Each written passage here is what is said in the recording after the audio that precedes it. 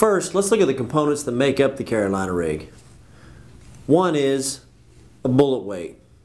You could also use lead sinkers. They make egg sinkers. There's several different types of Carolina rig weights that are out on the market. Just choose what's best for you. Second is your bead. Third is your swivel.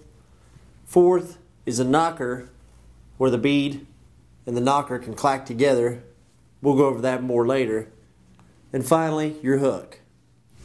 One of the first things that I do whenever I'm rigging up a Carolina rig is get myself a piece of leader line. What makes a Carolina rig different than all other types of soft plastic techniques in bass fishing is that the hook is not directly attached to the line. There's actually a swivel in place between your line, you have a swivel, and then you have a hook. So it's just not quite the same. What that allows the bait to do when you have a leader is that the swivel's down here and your bait is able to float and move in the water column as you pull it along. This is the added value to a Carolina rig. So now that I have my piece of leader line, the first thing I do is I just use the same basic Palomar knot, and the first thing I grab is my swivel. Now that I have my swivel tied on the opposite end on that same piece of leader line, I go ahead and tie my hook. So now I've assembled my leader, my swivel on one end and my hook on the other. The great thing about this component is that if you know you're going to fish this way, it's best to rig up several of these before you go out on the water. That way you're not having to do it while you're on the water to save time and get more casts in. I'll set this off to the side for now. Now that I have my leader built, what I want to do is take my weight, my Carolina rig weight, whatever that may be. In my instance, I'm using a bullet weight. Slide it onto your line, just like your Texas rigging. Next is you want to take either your glass bead or your tungsten bead.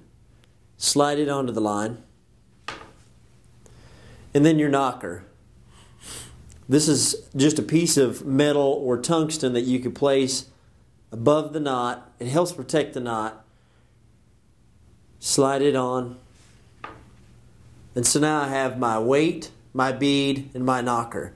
And what that does is as I pull that along the bottom, as it slides, that weight bangs into that tungsten bead or a glass bead, which then bangs into my knocker, or what I consider my knocker, and that allows to create more noise in the water as you're dragging the Carolina rig along the bottom. So I simply, at this point, now that I have those on my line, I simply tie the basic Palomar knot onto the other side of my swivel, and now I have a Carolina rig set up. My hook and my weight, as we were talking about before, as you can see, as I would pull this along, here comes my bait, anywhere from 14 to 36 inches of line as a leader to allow your bait to follow behind the weight. These are good options for fishing offshore on places like points, long pea gravel points, or also fishing deep. This is a great way to fish deep. You can also utilize this in shallower water when the bite may be a little bit tough and that fish may be a little bit finicky up in let's say the 8 foot or less of water.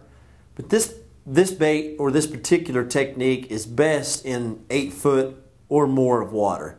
That's where I really choose to throw this, and typically after the spawn has happened. That's when I really concentrate on throwing a Carolina rig, is after the spawn. Some bait choices for a Carolina rig, I keep them pretty simple. I use basic creature baits such as lizards, the biffle bug, the crawdad, pretty much the same baits you would use the Texas rig with. Typically I like a bait with a more slender style body because it floats a little better and it tends to come through cover in the deeper water a little bit better when your bait's floating around behind your weight as you're pulling along the bottom. It tends not to get jammed up quite as much with that more slender style body. These are the baits that I really choose to throw, and 99% of the time I'm throwing a 5/0 anywhere from a 3 to a 5/0 old school offset worm hook. I find that my hookup ratio is greatly increased with this hook. Those are the key components of a Carolina rig. One last thing we need to touch on is leader lengths. Leader lengths can be anywhere from as short as you can get it on there with your knots being attached to as long as you could possibly tie it and still make a functional cast. But I try to keep it simple and fish leaders from 14 to no more than 35 inches, 40 inches. And the other key factor in leader length is really water clarity. I use the basic rule of thumb is the dirtier the water, the shorter my leader length needs to be. Because as this is banging around on the bottom, this is what's really going to attract the fish and bring them to check out what's going on. So if the water's dirty, I try to throw a 14 to an 18-inch leader. As the water cleans up, my leader gets longer because the fish typically suspend and scatter and they feed more on sight in cleaner water. So I go to a longer leader, or possibly the longest leader that I need to go to catch the fish that I need to catch.